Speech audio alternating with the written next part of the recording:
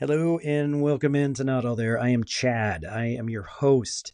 And this is the first of a very special series of podcasts that I'm doing with the wonderful people from Craving Clarity in the UK and London. They're a group of neurologists, neuroscientists who are affiliated with the Imperial College in London, and their work is amazing. And they are studying the addiction in the brain and impulses. Really brilliant, exciting, and necessary science that they're doing, work that they're doing, and they're very passionate about it. And through fate, the universe, God, whatever you want to call it, we were able to connect. I guess it was LinkedIn.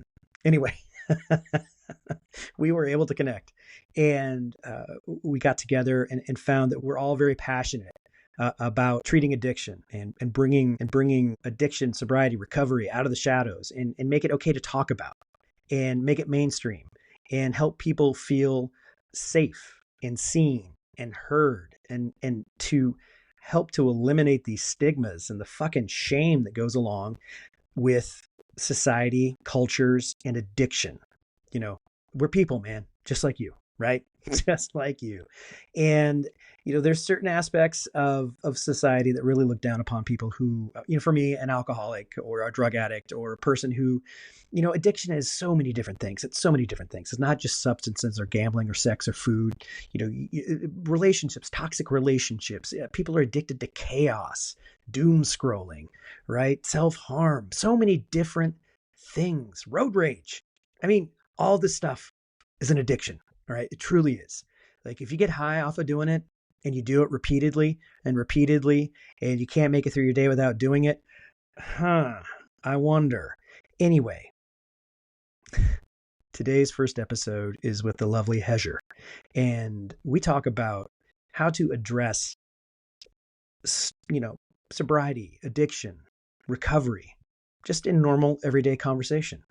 Is it, is it seen as in poor taste to ask somebody what their addiction was like or how their recovery is going? And I'm here to tell you, no, it's not. It's not. Ask away. Ask away. If the person doesn't want to, talk to you about it, they'll let you know. But if they're anything like me, and I know there are plenty of people that are, we love to talk about ourselves and our addiction, sobriety, and recovery. We will talk to you about it. And we welcome to talk about it. A lot of us do. And that's part of the work that I'm doing. And we are getting a good jumpstart today with this awesome episode with Hajer. It's great stuff, man. There's really good stuff in here. And I'm really super proud that we're doing this work together. You can find them at cravingclarity.uk. They themselves have a great, very informative podcast if you are really interested in the science of the brain and addiction and brain and the brain. Check it out. Cravingclarity.uk. And I'm stepping aside now, and you are going to enjoy a wonderful conversation with me and Hajer.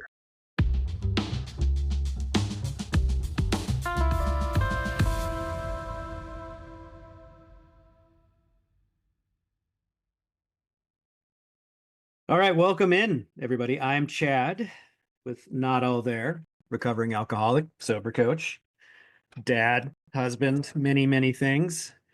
And I'm joined today by Hajer with the Craving Clarity podcast group. Hello, Hajer. How are you? Hello, I'm very good. I'm happy you're here. We're doing a series of podcasts with the Craving Clarity group to but to talk about a lot of scientific and social aspects of substance use addiction. I'm here in the States. Hajer is from Tunisia. Is that right? Did I say that correctly? I'm from Tunisia, yes, and I'm based in London at the moment. My mom is Moroccan, my dad is Tunisian. Other cultures, or I shouldn't say, different cultures throughout the world look at addiction. I'm just going to refer to it as addiction. Scientifically, it's substance use disorder. For me, it's always been addiction. So pardon me, I'm just going to stick with it. Other cultures around the world, or cultures throughout the world, look at addiction as sort of taboo or looked down upon or as a weakness because people don't understand it. People are afraid to talk about it. People think that because they feel and process emotions or experiences in certain ways that's how it is for everybody, and that's just simply not true. And we are going to talk about the social aspect of addiction and more importantly the recovery aspect of it. Social aspects of I'm an recovering alcoholic. So the social aspects of my drinking were, alcohol is easy to get in most places throughout the world. It's socially acceptable in most places throughout the world. And so if a person has an issue with their drinking, it's sort of like, well, come on, man, snap out of it. What's your problem? Don't be such a loser. But the issue is that I became addicted to it. It happened to me very, very quickly. And personally, I believe that I was genetically predisposed to addiction. And both sides of my family, my mom's side and my dad's side, it runs rampant, and for generations it has.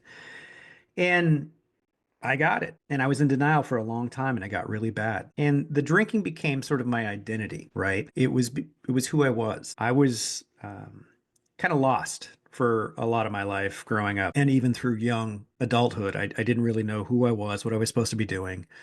I knew that I had these dreams or feelings of things that I should be doing, but I wasn't allowing myself to do it. And the alcohol became, uh, I became dependent on alcohol really to function and to feel like I fit in. And then, and then it just became incredibly painful. And there was a lot of inner turmoil, a lot of self-hate, self-loathing. I didn't like who I saw in the mirror. And, I eventually bottomed out. I got sober a little over 10 years ago. And getting sober is the easy part. The recovery part is where it's hard. It takes a lot of work, a lot of dedication, and you have to make a lot of changes in your life, which can be hard. There are relationships that you have to change. Hopefully, if you're lucky like me, some of those relationships can come back, but some don't. And you have to make peace with that, right? And you have to forgive yourself. And more importantly, you have to learn how to forgive others. And that is challenging. And I feel personally that my path through recovery and learning about myself and accepting myself and learning how to forgive others is a very good analogy for what more of us need to work on. And I like to talk about that because I feel that it's important. And that's what Hajer and I are going to do today. We're going to talk about what social life is like being substance free in recovery. We can get into a person. We can talk about removing yourself from drinking or substance use, whatever it might be, and still have a social life without using. But for those that are dependent on it, what's that going to look like? And it's it's different because you do have to create a new identity, right? Yeah. For me, alcohol was my identity. Well, now sobriety and recovery is my identity. Well, how did I get there? that that's going to be the topic of today. I feel like So, you covered everything. Thank you very okay. much. Fantastic. Okay, I set the table. Yes. So, Hezra, where would you like to start? What do you want to get into? So I think for me, the thing that is, well, not always, but like when I think about people who are in recovery, when they find themselves in a social setting where either there is alcohol or there's no alcohol, doesn't matter at this, like at least about with this question. But do you like when you, I mean, I don't know if this is a silly question, but when you introduce yourself, you did say like alcohol is part of your identity, and also Right. now recovery is part of your identity. Right. Is that something that like comes up in the conversation really quickly? Do you want to kind of like quote unquote That's sign? a really, really, really great question. And it's not silly. I think it seems silly to people because it seems like a simple question, but it does not have a simple answer. And being open about, okay, we'll just reference it today around alcohol because that's my experience, if that's Yeah. fine. And it's also actually the most like, as you said earlier, it's an accessible substance. Right. And yeah, yeah, I think You go to there's a wedding, you go to a work outing, you go to a picnic or a backyard get whatever, right? yeah. People are going to be like, "Hey, would you like a beer? Would you like a glass of wine? Whatever. Would you like a drink?" And for me early on, I was always like, "No, I'm okay, thanks." And usually that works. But there are those chances that, or those times that that doesn't work, and people are like, "Well, why not? You okay?" And I will just say, "Yeah, I'm not drinking tonight." You can start basic, like, "I'm not drinking tonight," right? But in order for you to kind of get comfortable in your new skin and your new identity, it really is okay to just be like, "No, I don't drink anymore. No, I quit. I quit drinking."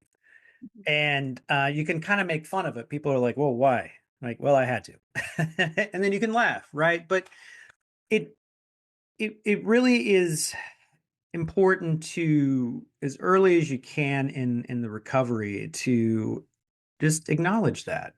I I can't drink anymore. I can't smoke a joint anymore. I can't do coke. I can't do ecstasy. I can't do whatever my choice is, or in my case, all of the above. I can't do those things anymore. And when you are in a social setting and people are asking you if you want to drink and you say, "No, I'm okay," it's good to just be confident in that. Like, "No, I'm okay. I don't need it." Because you don't need it, right? You don't need it. Your body and your brain and everything else are telling you, yeah, you do need it, but you don't. And something that I was told very early on in my recovery was, if you're feeling uncomfortable, you can just leave, right? Yeah. You can remove yourself from these circumstances. And that is kind of a part of, the self-care aspect of it, is like, you don't have to grin and bear it. You don't have to white knuckle the social event, right? You don't. You can tell yourself, like, okay, let's use a wedding, for example. Like, I'll go for the ceremony, right? We'll watch the ceremony. And then I'll stay for like 15 or 20 minutes at the reception, the party after. Mhm. I'll make sure I see who I need to see, speak to who I need to speak to, and then you can just duck out. You don't even really need to tell anybody where you're going unless someone asks. You're just like, "I'm not feeling well. I got to take off." "Oh, Mhm. okay." And people are going to forget about it. They're really not going to care. They're more into what they're going to do next. And that's another aspect of that, I guess, mindset, that it doesn't, the other people don't care. They really don't, right? They're Mhm. only into what they're doing.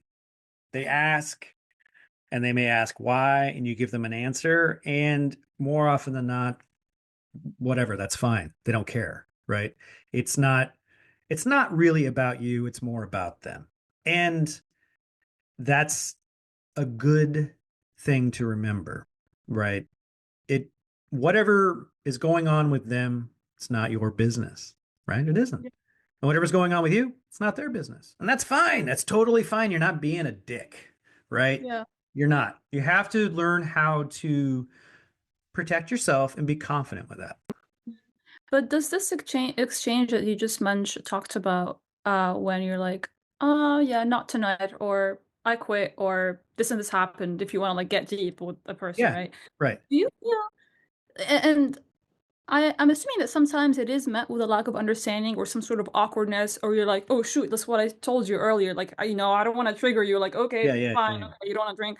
Does it affect like social life with in a negative way? I mean, I'm assuming like how do you feel? Yeah, Yeah, how do you sure. Sometimes it can. Um, it, do you feel like you constantly need to shield yourself? Is my question, I think. in the beginning you do, but Yeah. that is usually, and from my own experience and then through other experiences that people have shared with me, that they had, is that comes from the built-in shame and guilt, that we have, either through parts of our childhood, experiences in our childhood, or we developed these feelings of shame and guilt and fear with our active addiction, that you might feel that way when you say it and somebody's like, "Oh, okay," right? When maybe they're feeling the same thing that you're feeling. But it is that's part of the healing process of recovery, is you need to be okay with that. And yeah, you might have to not see people, right? You might have to remove yourself from this situations or those relationships. Um, there's sometimes people will keep pressing and pressing and pressing and want to know, you know, Hmm. and Does that come from a place of like curiosity or voyeurism or something? You think? I I guess. mean, I have found in my own experiences that people keep pressing is because they're recognizing something in themselves and they don't know how to come out and answer or ask about it, right? So they're going to keep pressing you until you cough up something that Might relates to convince them. them. Yeah, where they be like, "Oh, okay." Uh, there are parts there are some people that are just kind of assholes about it. And, I'm going to be very crass here, but somebody was they were somewhere where alcohol was being served and they were offered a drink. Everybody at the table except this one person ordered a drink. And the person that was taking the drink order was like, well, when for you? And they were like, oh, I'll just have a Coke. And, oh, you're not going to have this? You're not going to have a beer? Why not you going to have a beer? Because I don't drink anymore. You don't drink anymore? What do you mean you don't drink anymore? Why don't you drink anymore? And the guy was like, look, man, if I take a drink from you, I'm going to go home and fuck your wife and then burn your house down. And the guy was like, oh, okay. All right. It's a very, very crass way of putting it. But sometimes when you are comfortable with it, you're like, look, dude, I can't do this because it's going to lead me to do these things. If you really want to push me that far. More often than not, though, when I'm in that situation, especially now, having years of recovery under my belt, is I'm just very open about it. They're like, Mhm. "Would you like anything to drink?" I'm like, "No, I'm fine."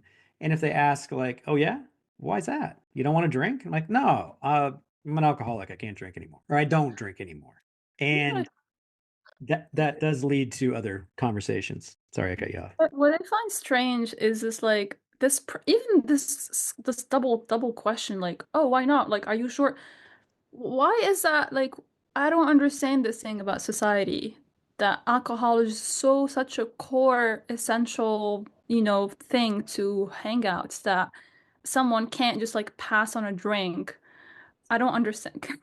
I guess I, you know, more. it is, it- from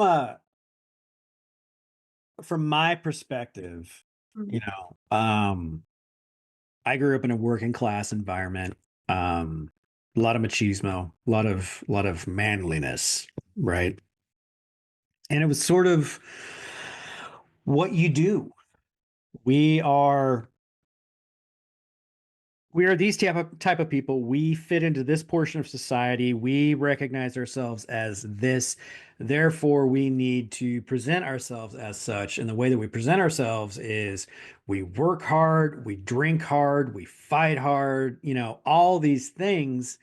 And that's just what we do. And if you don't do that, well, why? Why? Why don't you do it, man? That doesn't make any sense to me. Like, well, that's not up to me to tell you that, right? Um, that is my perspective in a lot of aspects, at least in American society, is that substance use is really how am I going to put this? Different social aspects, socioeconomic aspects of our culture look down upon um, quitting, recovery, sobriety, because in lower income, which was my aspect of growing up, it's like, well, that's just who we are.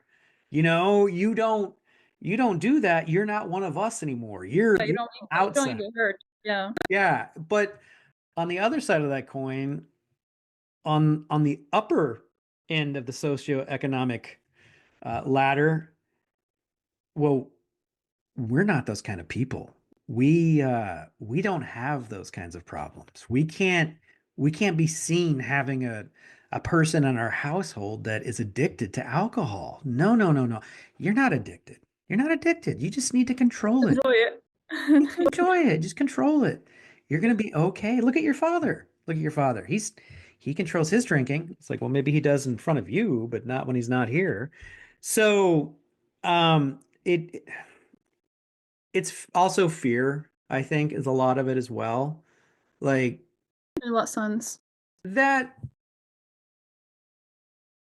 people don't want to understand certain things, and I think this is across the board in any part of society or a culture is that they're afraid that if they understand what what a person is dealing with as far as an addiction goes, that they're going to see something about that in themselves, and that they can't be seen as that because then they'll be looked down upon. Now, I have found that recovery from substance use is a very common through line in most aspects of society, only, or not only, but because you're going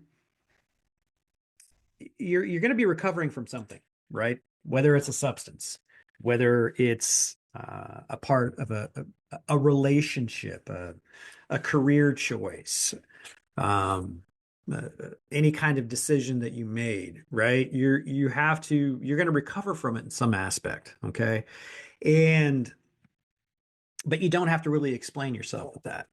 And if you are recovering from a poor decision that you made because you ended up, with the partner that you chose or with the job that you chose, or you chose to do this instead of something that you've really dreamed about doing, you're going to have this sense of regret, resentment, and you don't want to feel that, right? And so when somebody talks about, well, I can't drink anymore, because I can't, because it makes me feel this way, it makes me feel that way. I do these things as a result of it, and people get really turned off or look down upon you for that, is because they relate to what you're saying in some capacity in some other aspect of their life. They would rather, it's easier for them to look down on you than it is for them to recognize in The problem. themselves Yeah, that it's you're a more defense in mechanism. common that you're not. It's a defense mechanism that works, I guess, until It's easy. it is. There's Yeah. there's no It's easy. resistance there. Yeah. You go with the flow that Yeah. it's easy to be drinking with everybody. It's easy to say yes to a drink. Yeah. Um, yeah, which brings me to my other question actually. Does it was it did it feel like lonely, like recovery? Was there some It loneliness can. that you Yeah, experienced? it can. It can. In Although that, you are surrounded by people who love you and who want you to recover, there's well, still yeah, that because you're not they, to your knowledge at that point, they don't feel like you. You feel like you're not seen or you're not heard, that you let them down, that you let yourself down, um, and you do feel very alone. In recovery, getting sober is quitting the usage, the substance, quitting drinking or drugs. That's getting sober, right? You can get sober, but you're going to need to find a way in order to maintain a sobriety or abstinence. You're going to need to learn how to recover from that. And the recovery aspect is learning things about yourself, right? That's where a lot of the inside work comes from, understanding yourself and being okay with that and forgiving yourself. But early on, yeah, it can be very lonely. And there are many ways to get sober and to find that support. For me, it was a 12-step program. I was desperate. Somebody suggested it. I went to some meetings. I found a community of people that understood me, and they talked like I talk. They laugh at the things that I laugh at, and you can tell that they feel the way that I feel about things. And through that, I was able to create a community of people that you can support each other based on experiences, right? I do that for people now who are, early on, I talked to people that had been in recovery for many years, and they were able to like listen and be like, yeah, I get you, right? This was my experience with that. Just be patient, be patient. Um, but people who try and do try and maintain sobriety or abstinence without any support system, they're going to be the same person, right? And they're going Mm. to be miserable and they're going to hate themselves, you know? Yep. And oftentimes that leads to really tragic circumstances, Mm. loss of family. You're cut off from your family. You don't have a partner. You don't see your kids. You don't see your family. I've heard far too many stories about people that ended their lives because of that. So yes, you do feel a sense of loneliness, and it is hard to maintain certain relationships, especially social relationships, when you're in that place because you feel even more like an outsider. You feel like you can't fit in. You feel like you can't talk to anybody and you feel extremely alone, right? And people in your social group, they're not going to understand that. They're not going to know what to ask, what to talk about, right? They're not going to want to be compassionate or forgiving to you or accepting of you. Um, and personally, I believe that that is why, you know, people like myself who for whatever reasons choose to or were forced to work on getting sober and over, and into recovery of your substance use, they don't make it. They don't recover, or they live a life that's miserable, and they go on living that way, and they die filled with self-hate and they're miserable. And it's a sad, tragic end to a life that didn't need to be that way. Do you Um, see it as like um partly fault on society? How it approaches? Absolutely. Yeah. Yeah. It is. It's it is it is absolutely society and it's culture. Um, and we could break down, the components of it that I see that I've experienced, but yeah, as a whole, it's society. Um, you know, Where, yeah, where does that stem from specifically? I would say because we can go back to, I don't know, it could be a problem again of like fear of something you don't understand, or looking down on because I don't know, someone doesn't drink because of XYZ reasons, and you're like, oh, snap out of it. Why are you drinking? You don't need it. Or then there's this other aspect of like alcohol, for instance, in our case, being so normalized, so you can't say right, no to a drink, right. and again, you being outside the group. So yeah, but how far do you want? We do want to go back or like pin down like what the issue you think is, or like Well, I I'm mean, we can, talking about one issue.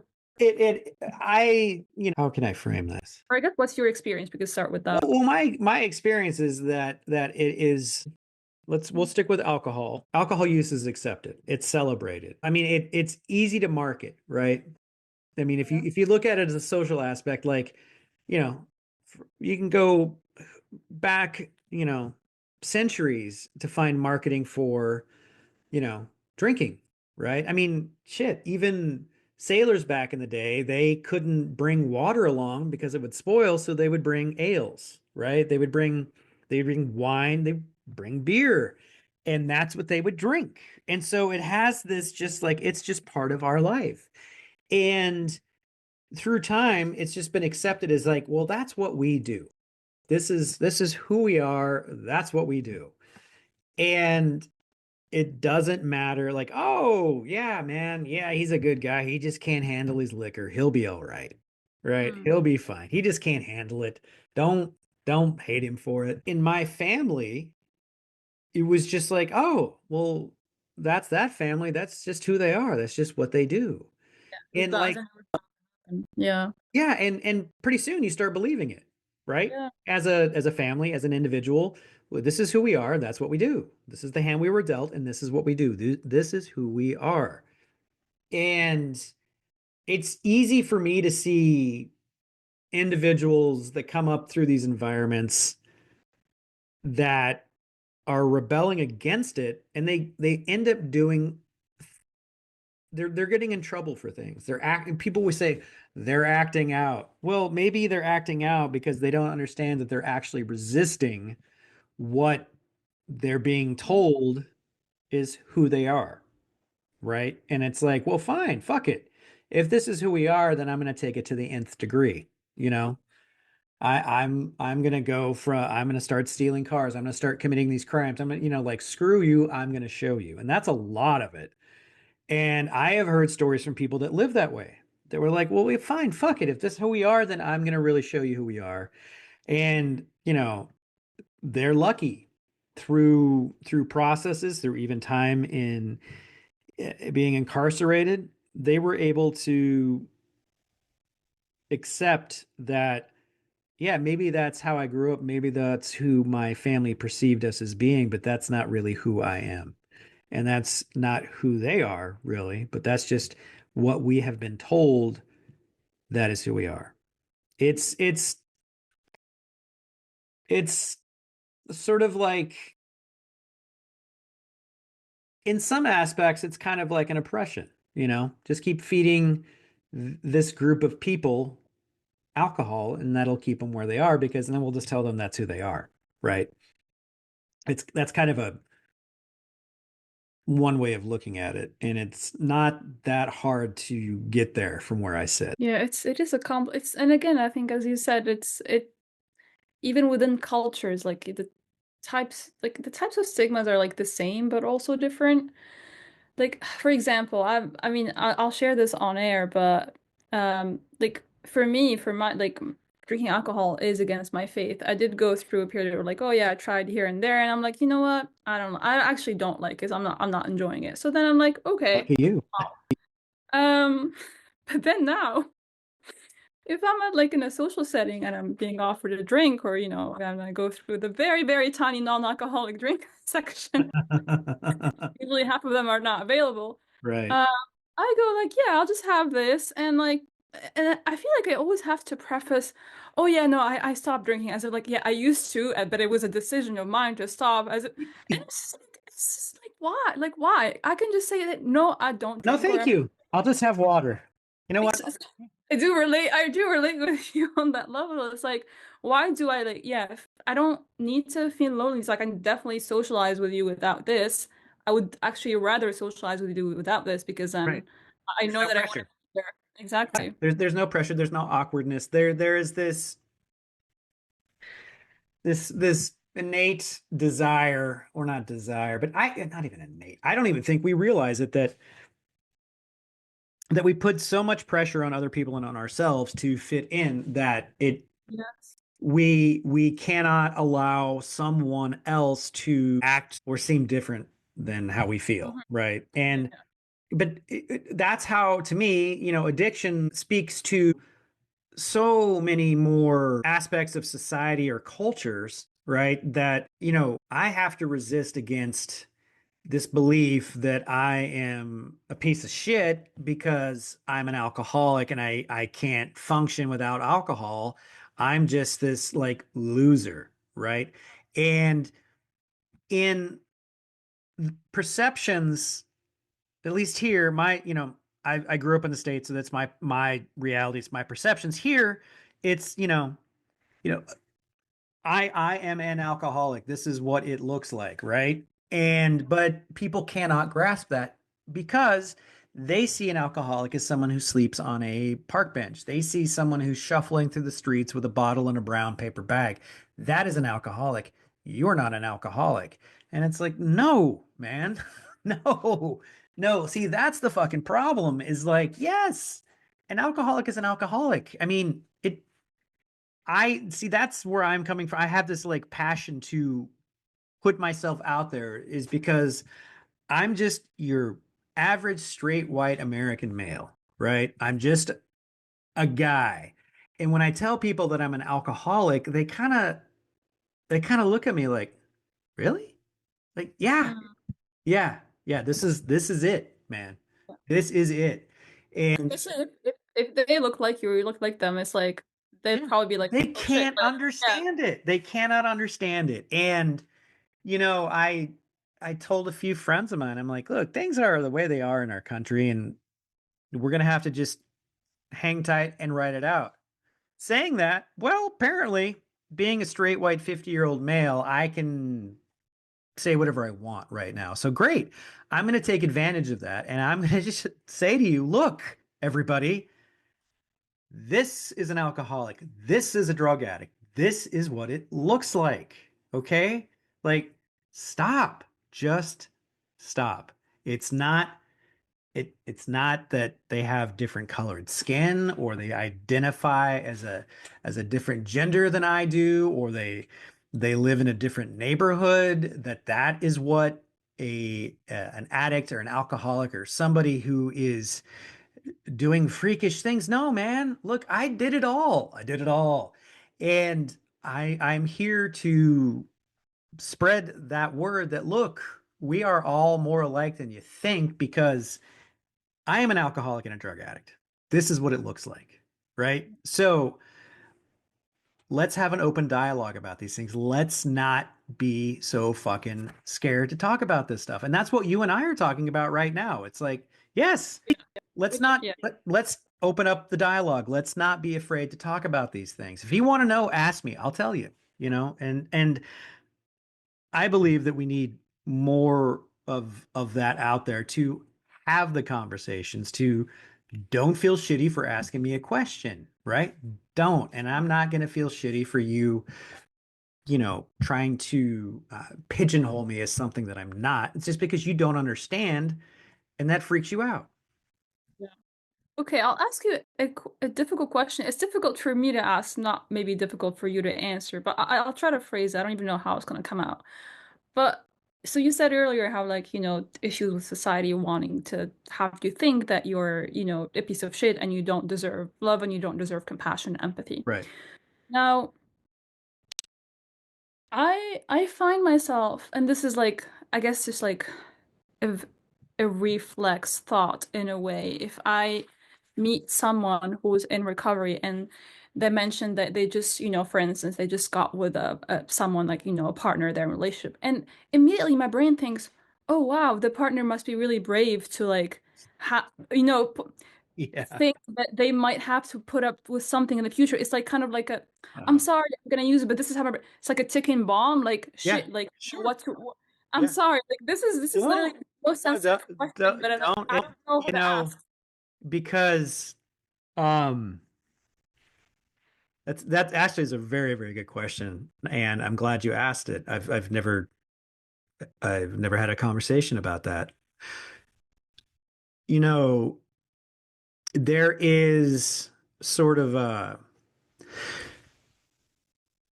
drug use and alcohol use is romanticized a lot throughout culture, throughout literature, throughout art, throughout visual art, audio, written art. And, it we are we get kind of programmed by watching by taking in all of this art, consuming all of this perceived artistic lifestyle that substance abuse is. Like, I mean, people were like, yeah, shit, I did heroin and I produced the best stuff of my life, right? What I'm getting at is that, for someone who has no real understanding of addiction, right? We see like, okay, these relationships where we'll just break it down to male and female. The guy he's trying to get sober, he's recovering, and he falls back in and he falls back in and he recovers and he falls back in, and he gets together with this woman who's like, oh, this is great, I'm so in love with him and he's fabulous. And you're like thinking to yourself, like, well, we know how this all ends. He's going to end up dead in the bathtub, because we have seen this is how it's been projected, this romanticism that goes along with substance abuse. And we've also heard so many stories about that happening, how it seemed like he was turning the corner. He met this person and they were so happy, and she was so good for him, he was so good for him, and he ended up overdosing in the bathtub. Like, What the fuck? Well, the truth is that you're never truly going to know if that person is going to live out the rest of their life in recovery, right? You know, I like to think that I'm never going to drink again. I like to think that I'm going to live out the rest of my days with never having consumed, intentionally consume a drink of alcohol or a drug. That said, you know, I can't guarantee that because I just don't know, right? And so we do feel a risk, or we do feel afraid for our friend or someone we know that is getting together with somebody that is in active recovery, because we think, well, shit, you know, they're just one action away from blowing everything up again and taking our friend down with them. Well, that might be the case, but we don't know for sure. And in you know, it's going to be up to you, the person thinking that, to find out what you need to find out in order to, you know, resolve that. Um, you and I can talk about this, right? And maybe through this conversation, I'll help answer some of that for you or for other people that are going to listen to this. But a part of my recovery is I cannot be consumed by what I think people are thinking of me.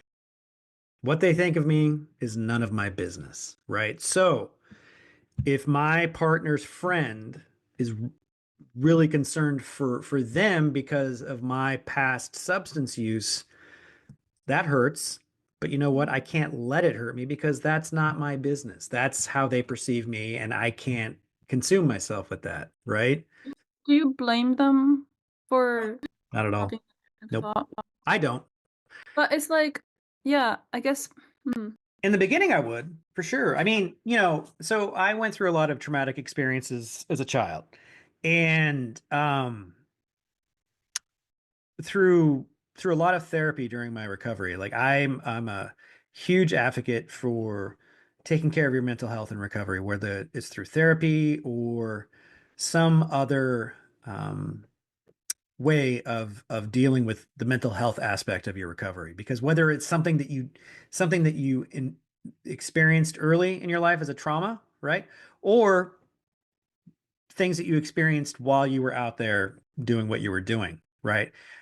Your brain has changed and you're going to have to learn how to understand that and be okay with that. I went through a lot of trauma as a kid. I bottled it down. I kept it stowed away and I never dealt with it. And I fortunately came to that conclusion while in recovery, and it was ugly, and I had to do a lot of hard work on myself, and I had to have a lot of really difficult conversations with people. I had a support group that would help me, would just at least listen to me as I spouted all this stuff out. But excuse me, I ended up separating from my parents, and I was like, we are done. Like, I'm living my life now. I don't want you in it. I have a brother. I don't want him in it. Like, I cut myself off completely from my immediate and extended family. I was alone. And because of the things I expressed, my experiences, my traumas, these things happened to me. Okay. They happened. All right. And no one believed me. Everyone wanted to put it back on me because no one wanted to look inside and say, oh shit, maybe that did happen. So I had to cut it off.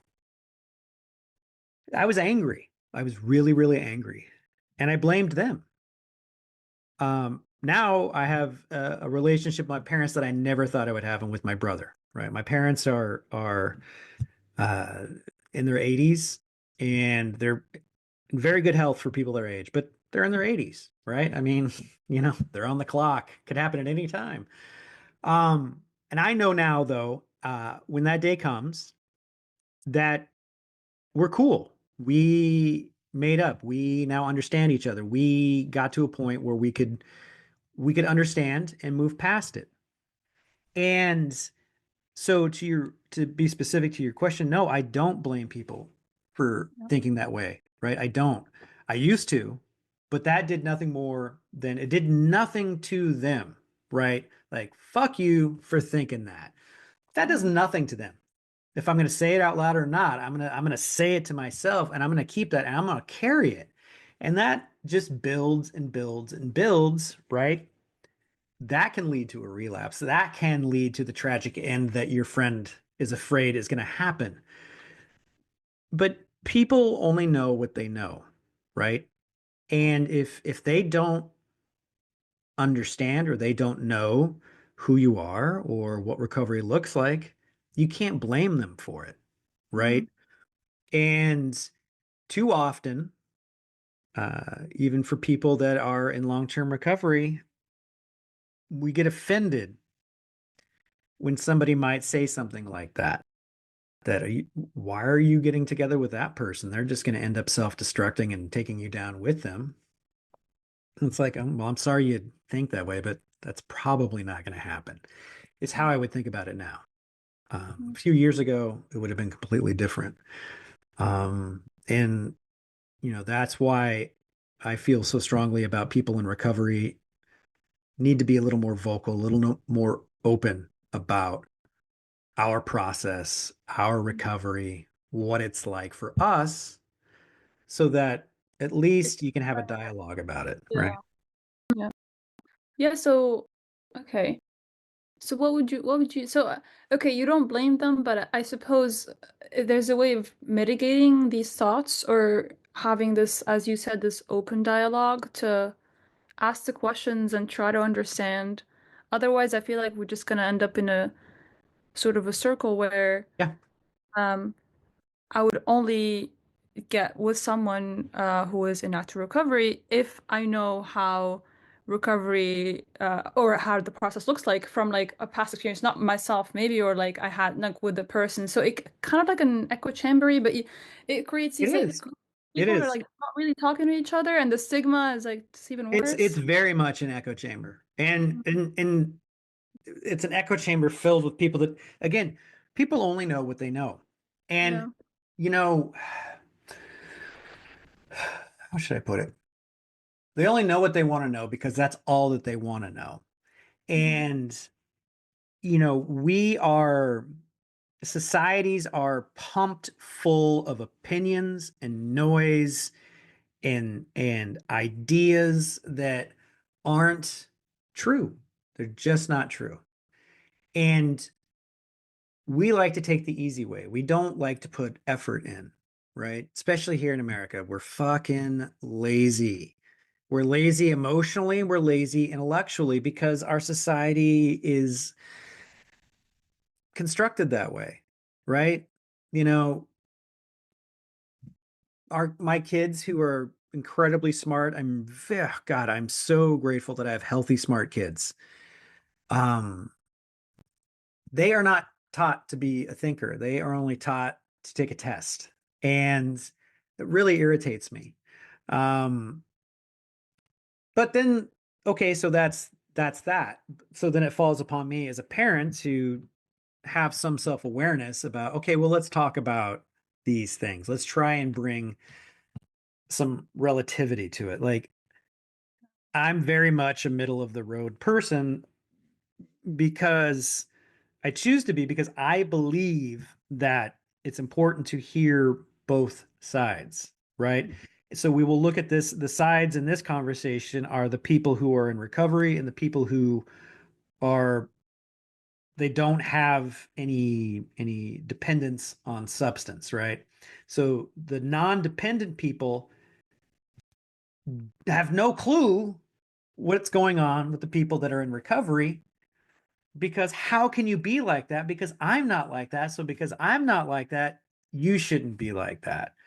And so the people in recovery are like, well, fuck you. I'm a human being. We are like, and it turns into this and noise and therefore the echo chamber, right? And so conversations like you and me are having, or you and I are having right now, or these podcasts that I put out, or just I will go to like block parties and just go around and start talking to people. And you know, I just don't care anymore what people think. And I will just be in a conversation with people. Some people I know, some people I don't. And I will just, share some wild, crazy experience that I had while I was out there drinking and doing drugs. And some people just look at me sideways. And I do it on purpose, right? Mhm. Because it's like, yeah, yeah, that happened. I mean, look at me. Yeah, here I am in this like, nice, pretty affluent part of Chicago, standing on this nice tree-lined street with all these beautiful houses. And yeah, I'm a guy that used to do crazy shit like that because that's what it's like. This is what I look like. And some people will turn their nose up and walk away, and other people will just kind of stare at me. And for those that stare, I just keep talking and I talk about what my experiences were like. And I talked about, and I'll just kind of keep going. And then I, I, I can sort of tell when, it's time to pull back, but I, I do that because even like a year or two later, you know, I'll get a call or my wife will get a call and be like, "Hey, my spouse or brother or they're struggling right now. Mhm. You know, any suggestions? Can your husband talk to them?" And so it the result from the conversations, or we live in a world of content, the results from the consumption of the content or the conversations aren't always immediate. They take time, Yeah. but they're important to have because, you know, I'd rather have this conversation today knowing that in 2 years somebody's going to be able to find a way to help themselves, rather than waiting another 2 years to have this conversation and that person has to wait another 2 years and they may or may not get to that point. They may have died, or or any other, they could be in jail. Anything can happen. So it's important to start having them now, because addiction, in recovery from addiction, takes time. Takes time. Yeah. Okay, my last question. I guess as a scientist. So as I said earlier, I don't work in addiction science. This is more of a passion project, and I've been really enjoying it. And I want to have your take on this. Do you think these like scientific podcasts where you understand a certain substance or a substance use disorder, do they actually help with this, with what we were talking about, like with Yeah. bringing the, you think they do? Okay. Oh yeah, they do. It's a really good question. And yes, they do. Because, there are people out there that, okay, so someone who is struggling with their addiction, Mm. some, a lot of us, I'm going to lump myself in there, a lot of us get to a point where emotionally it is so painful and awful, and just, I will do anything to stop this, to stop feeling this way, to stop all of this stuff happening in my life because of who I am and what I'm doing. Therefore, I will grasp anything that is offered to me to help me try and stop this. Then there are other people that are like, well, I'm too intelligent for that to work. I have too many degrees. I work in a field that is, high thinking, and it's not something simple as that. Believing in something larger than yourself, or having a bunch of, degenerates as your friends telling you how to live your life and understanding you. There has to be a reason. I need a reason. I need an explanation. And the science is very important to that, because some people will refuse and refuse and refuse until they're dead to admit that they might have a problem. So, science is important because we need to be able to explain to that individual, look, here's the science. You can't say anything more about it. Okay. You need to get some help. Or someone upon take it upon themselves, like, the lunatic I am. I mentioned earlier, through therapy, I, had to work through a lot of emotions and past traumas and hard conversations. And I tend to take a deep dive into the science of things. And so I read a lot about traumas and post-traumatic stress disorders and bipolar and parts of addiction and how they all sort of intersect together. And so I just started, reading reports and studies. I didn't go to like Psychology Today or WebMD. Like I went to where the people were doing the work and I read these papers and these studies and it helped me to understand like it was a little too much. But Yeah, that's what I asked. Like, is it accessible? Does it doesn't sugarcoat things, it's like here are the no, facts. Like, and like sometimes, man, you will meet individuals in life that the only way that you are going to get their attention, no matter what it might be for, you have to like hit him in the head with a 2x4. You got to smack him with a hammer in the face and be like, wake up, here it is. And so, yes, having direct science that is nearly indisputable will help to for people to see, to get them to understand that what they're doing is affecting themselves and therefore affecting others in their life. And the science proves it. yeah. So yeah, Thank it's very you. important. And that's why I'm so happy that we're doing this. And I'm really, really, I think, I feel actually passionately that this is going to help a lot of people. The thing is, you got to be like with anything, you need to be patient. We got to keep talking and talking and talking. The more people talk, the more people are going to listen. And through that, we're going to be able to help more people. 100%. I've learned so much throughout the craving clarity work, and now with you, I feel like it's such it really is a cherry on the cake because yeah, sure, I know so much about the science behind it now, and perhaps I can be more understanding and empathetic and all that, and not be scared of asking questions. But now talking to you on it's just it makes it make more sense. Because I Yeah. am a human being after all, Yeah. before being a scientist. Yeah. And thank you so much for giving me your time and the platform and also Oh, being thank so you. No, at this my is, questions. I I was worried even um kind of communicating these questions to my friend. I was like, listen, I'm working on this podcast, like the Craving Clarity one, but also when I meet a person with like, with lived experiences is how I think, I feel like I'm being a hypocrite. Like I don't know how to feel. So it's honestly it's been a battle, like and I mean, yeah, it's just how you're brought up and how culture sort of yeah, shapes it perception. is. It is. We cannot say anything Yeah. that's going to offend them. So don't say Yeah. anything at all. So thank you so much. Thank you. Thank you. I really appreciate it. Thank you. Chad.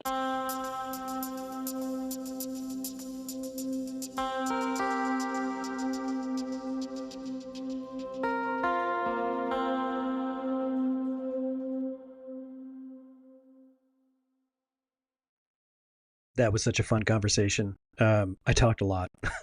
I tend to do that. It was such a great time, though, speaking with Hajer, and I really feel that we made some good progress in the discussion of what it's like in society to be a person in recovery, trying to and getting and maintaining sobriety, what it's like if you have an issue with addiction, substance use, whatever that might be. And it was a really just a really wonderful conversation. I felt that we did a great job. Very important, good stuff. You need to share this with people, please. Get this information out there. Share it. If you like the episode, rate it. Leave a comment if you like. And I need to make a quick correction. It is cravingclarity.co.uk. Cravingclarity.co.uk. Check them out. Their podcast is awesome. They're wonderful people. I can't stop talking about them. I tell everybody about the work that they're doing, and it's great. It's great. So stay around because next week I've got Brianna who's coming on the podcast, and we are going to talk about faith and sobriety, recovery, and science, and how it all meshes together. It's a really interesting topic, and I another wonderful one. It was a really engaging conversation, and another important one to listen to and to share. Please do share, and please do be kind and loving to yourself. Be kind and loving to your neighbor, to those that are out there. Come on, everybody, we can do this. Let's stop fucking around, okay? It's all right to disagree. We don't have to hate each other if we disagree. Let's have a conversation about why we might disagree. And you may find out, whoa, you're more alike than you thought. How about that? Give it a shot. Give it a shot. It works most of the time. Give yourself a hug. You deserve it. Take care of yourselves. I'll talk to you next time. Bye.